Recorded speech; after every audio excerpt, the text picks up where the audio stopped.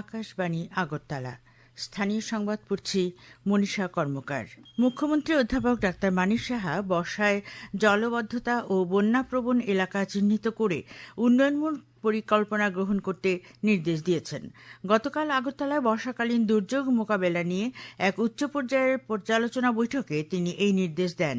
তিনি বলেন, 2024 সালে রাজ্যে ভয়াবহ বন্যা মোকাবেলার অভিজ্ঞতা থেকে শিক্ষা নিয়ে এবারের বর্ষায় প্রতিটি দপ্তর, জেলা প্রশাসন এবং সংশ্লিষ্ট সংস্থাকে সর্বাত্মক প্রস্তুতি নিশ্চিত করতে হবে। সাধারণ মানুষকে সম্ভাব্য দুর্যোগ সম্পর্কে আগাম সতর্ক করতে তিনি জেলা প্রশাসনকে নির্দেশ দেন।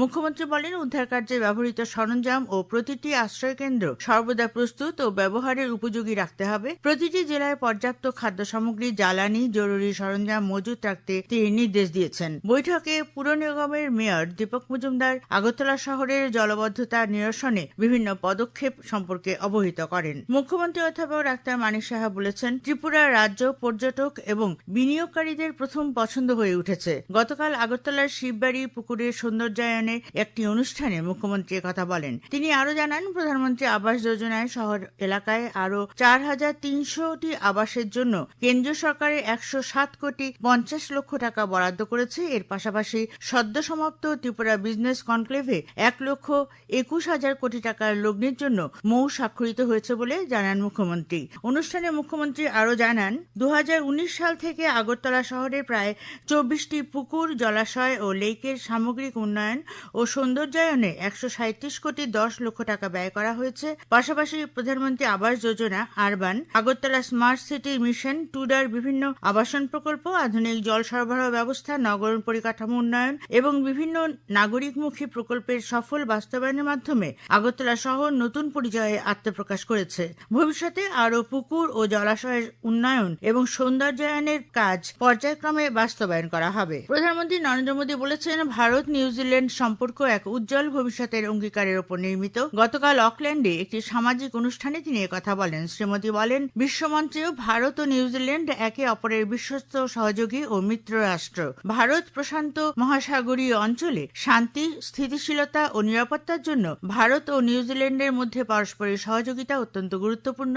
প্রধানমন্ত্রী আরো বলেন, আজকের সাংস্কৃতিক বিষয়ে সমঝোতা চুক্তিটি উভয় দেশের শিল্প, সংস্কৃতি, ঐতিহ্য এবং সৃজনশীল শিল্পের আদান প্রদানকে আরো ত্বরান্বিত করবে। তিনি নিউজিল্যান্ডের বিশ্ববিদ্যালয়গুলোকে ভারতে তাদের ক্যাম্পাস খোলার আহ্বান জানান। নিউজিল্যান্ডের প্রধানমন্ত্রী ক্রিস্টোফার লাকসন ভারতের ক্রমবর্ধমান বৈশ্বিক মর্যাদা, প্রধানমন্ত্রী নরেন্দ্র মোদীর নেতৃত্ব এবং নিউজিল্যান্ডের উন্নয়নে ভারতীয়দের অসামান্য অবদানের প্রশংসা করেন। তিনি ভারতকে একটি গুরুত্বপূর্ণ অংশীদার হিসেবে বর্ণনা করেন এবং দ্বিপাক্ষিক সম্পর্ককে নতুন উচ্চতায় নিয়ে যাওয়ার অঙ্গীকার পুনর্ব্যক্ত করেন। প্রধানমন্ত্রী নিউজিল্যান্ড সফর শেষে দেশে ফিরছেন। প্রধানমন্ত্রী নরেন্দ্র মোদীর নির্দেশিত পথে হায়দ্রাবাদ ভারতের এআই, সেমিকন্ডাক্টর এবং ইলেকট্রনিক্স বৃদ্ধিতে মুখ্য ভূমিকা রাখছে বলেছেন কেন্দ্রীয় বৈদ্যুতিন ও রেলমন্ত্রী অশ্বিনী বৈষ্ণব। গতকাল হায়দ্রাবাদের শিল্প নেতৃস্থানীয়দের নিয়ে HYSEA আয়োজিত এক সভায় কেন্দ্রীয় মন্ত্রী অশ্বিনী বৈষ্ণব ভারতীয় আইটি সেক্টরকে সফটওয়্যার সার্ভিসেস মডেল থেকে এআইকে সার্ভিস মডেলে রূপান্তরিত করার জন্য আহ্বান জানিয়েছেন। তিনি জোর দিয়ে বলেছেন যে ভারতের পরবর্তী অগ্রগতির পর্যায়টি কৃত্রিম বুদ্ধিমত্তা, সেমিকন্ডাক্টর, ইলেকট্রনিক্স উৎপাদন এবং উন্নত অবকাঠামোর দ্বারা পরিচালিত হবে, যা সবই হবে বিকশিত ভারত 2047-এর ভিশনের সঙ্গে সামঞ্জস্যপূর্ণ।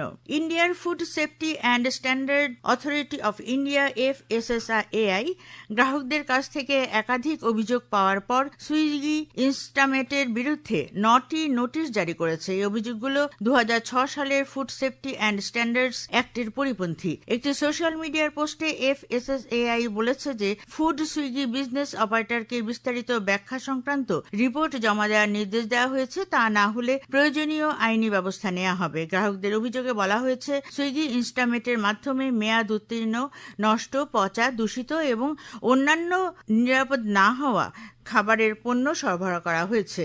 সাম্প্রতিক বন্যায় ঊনকোটি জেলার কৈলাসহর ও কুমারঘাট মহকুমার কৃষিক্ষেত্রে ব্যাপক ক্ষয়ক্ষতি হয়েছে। ঊনকোটি জেলার উদ্যান চর্চা বিভাগের উপ অধিকর্তা পরাগ রায়চৌধুরী জানিয়েছেন, বন্যায় 433 হেক্টর জমির শাকসবজি নষ্ট হয়েছে।